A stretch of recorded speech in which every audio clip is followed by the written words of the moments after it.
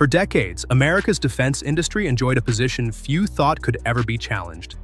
Allies bought American helicopters, American aircraft, and American military technology almost by default. But now, something unusual is happening. Canada is looking toward Airbus. European nations are expanding purchases from alternative suppliers.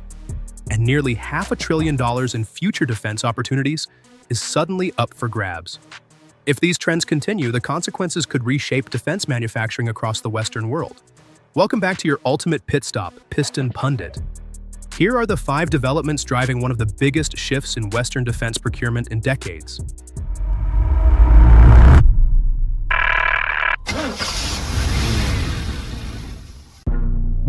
Number 5.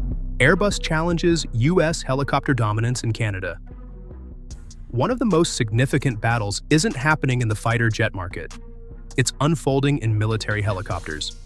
For decades, Boeing, Sikorsky, and Bell dominated North America's rotorcraft sector.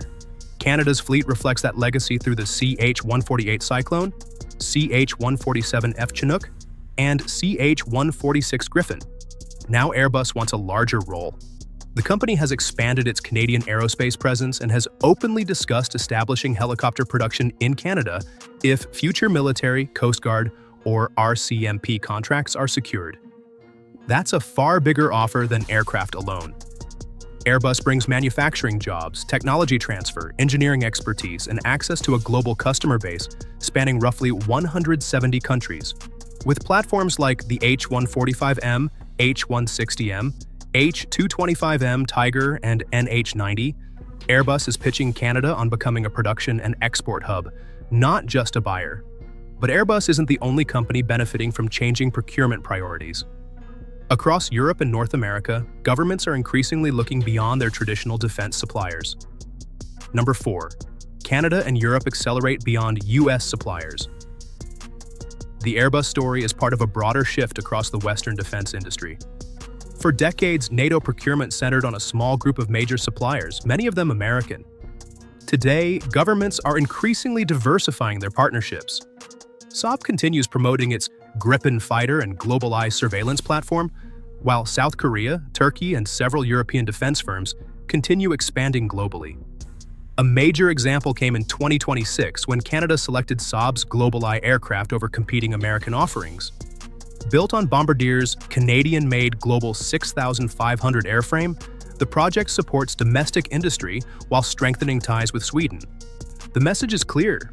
Governments increasingly value technology sharing, local manufacturing, industrial investment, and long-term partnerships alongside military capability. And those decisions aren't happening by accident.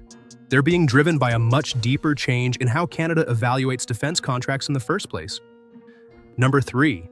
Canada changes the rules of defense spending. The Airbus and Saab stories reflect a much larger shift underway in Canada's defense strategy.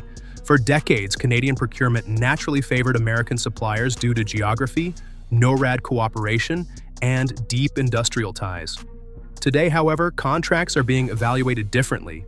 Beyond performance and price, Canada is placing greater emphasis on domestic manufacturing, technology transfer, workforce development, intellectual property access, and long-term economic benefits. It's a strategy automotive enthusiasts will recognize.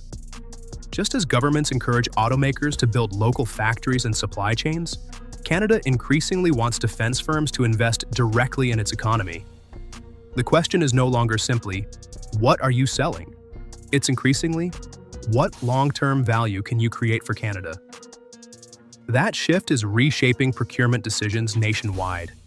Before we reveal why defense companies from around the world are rushing to position themselves in Canada, do us a quick favor and hit that like and subscribe button. It helps us bring more industry analysis and vehicle-related insights to enthusiasts just like you. Because once you look at the numbers behind Canada's defense strategy, the scale of what's happening becomes far more dramatic. Number 2. The $470 billion defense gold rush begins. Canada's defense transformation becomes even more striking when you look at the numbers. The country's defense industrial strategy outlines roughly $180 billion in procurement opportunities and another $290 billion in defense-related capital investments over the next decade. approaching a massive $470 billion total. That opportunity is attracting global attention. CanSec 2026 drew thousands of defense executives, investors, military leaders, and government officials eager to compete for future contracts. Support is expanding as well, including a $4 billion investment platform designed to help defense-related firms grow. Meanwhile, startups focused on artificial intelligence, autonomous systems, Arctic communications, surveillance technologies, and quantum computing are emerging rapidly. Much like batteries and semiconductors, defense manufacturing is increasingly becoming a strategic national priority. But the biggest story isn't the money itself. It's what happens when America's closest allies begin spending that money differently. Number 1. America's allies are buying defense differently. These developments may seem like isolated contract decisions, but they reflect a much larger transformation. The same forces reshaping automotive manufacturing, semiconductors, aerospace, and energy are now influencing defense procurement.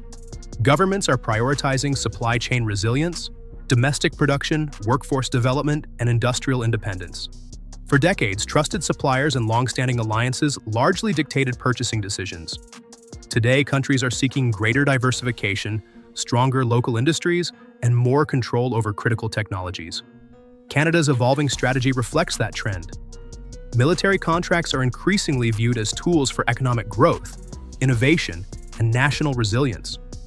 In the years ahead, success may depend less on who builds the best equipment and more on who delivers the greatest long-term industrial and economic value. And when you connect all of these developments together, a much larger picture begins to emerge. Verdict: the global defense industry enters a new era. What we're witnessing across Canada, Europe, and the broader defense sector looks increasingly like a major industrial realignment. Procurement decisions are no longer driven solely by military performance. Governments are placing greater emphasis on manufacturing capacity, technology transfer, skilled jobs, supply chain resilience, and long-term economic returns. Airbus's growing ambitions in Canada, Saab's recent success, expanding European partnerships, and Canada's defense industrial strategy all point toward the same trend. Countries increasingly want industrial participation alongside military capability. For automotive enthusiasts, the similarities are impossible to miss. The same forces influencing defense procurement are also reshaping vehicle manufacturing, battery production, semiconductor investments, and advanced industrial policy. The real competition may no longer be about who builds the most advanced equipment. It may be about who delivers the greatest long-term value, investment, and industrial growth. And based on current developments, that race is only accelerating. Now we'd love to hear from you. Do you think Canada's strategy of prioritizing local manufacturing and technology transfer is the right approach?